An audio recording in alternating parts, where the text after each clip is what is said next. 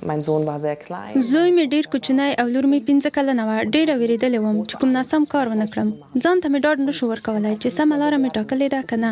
یا به مې هم په ژوند کې داسې څه پیښیږي چې د دوه ماشومانو لپاره به ښه نه وي، یا به په دې فکر کې وم چې کومې ستونزې چې د خپل ژوند له شریک سره یې لرم طبیعي دي. دا ټولې هغه پوښتنې وې چې په ذهن کې مې ګرځېدې او په اړه یې ډاډه نه وم. کومې اندېښنې چې مې درلودې، فکر مې وکړ چې څه باید وکړم او د دې ستونزې د حل لپاره له کومه ځایه باید مرسته وغواړم. ځکه نو د یوګندامت ادارې ته لاړم. هلته یې ماته یو کس د کورنۍ مرستندوی یا هم فامیلین هیلفا په توګه معرفي کړ. هغه وخت زه د کورنۍ مرستندوی نه وم، خو اوس له کورنۍ سره د زده کړو، د ماشومانو د ودې او په ورځني ژوند کې د کورنۍ د سترو ننګونو په برخه کې مرسته کوم او لارښوونه ورته کوم.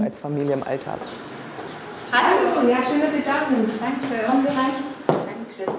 Es gibt einerseits له یوې خوا داسې والدین شته چې خپله د مرستې په لټه کې دي او که په جرمني کې د ستونزو تر اوږدې نشي وتلی، وایي چې موږ مرستې ته اړتیا لرو. یا هم په ځینو ورځنیو موضوعاتو کې لکه ښوونځي ته د نه تګ، یا هم د والدینو او اولادونو ترمنځ د اړیکو د ستونزو په برخه کې مرستې ته اړتیا لري او د ماشومانو پالنه نشي کولی. همدارنګه ځینې داسې کورنۍ هم شته چې د یوګندامت ادارې لخوا موږ ته رالېږل کېږي، ځکه چې په کورنۍ کې د ماشوم سلامتۍ ته ګواښ وي. د جرمني په قوانینو کې د ماشوم د ذهني، جسمي او عاطفي سلامتۍ او خوندیتوب څرګنده یادونه شوې ده. د بیلګې په توګه نشئ کولی ماشوم مو ووهئ.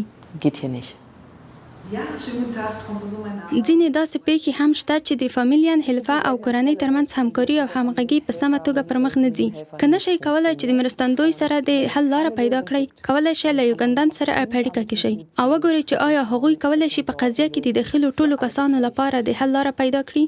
د نورو ستونزو ترڅنګ چې کورنۍ له یوګندامت سره لري، یوه هم د ژبې ستونزه ده. که جرمني ژبه مو زده وي، په ډېرې اسانۍ سره ځینې ستونزې حل کېږي. که ژبه مو نه وي زده، ښه ده چې یو ملګری یا هم داسې څوک در سره بوځئ چې په جرمني ژبه روانې خبرې وکړي او ستاسو خبرې په ښه توګه وژباړلی شي. هغه کورنۍ چې په رښتیا هم مرستې ته اړتیا لري، ښه ده چې پوه شئ په جرمني کې د قانون له مخې حق لري چې له دغو مرستو څخه ګټه واخلي.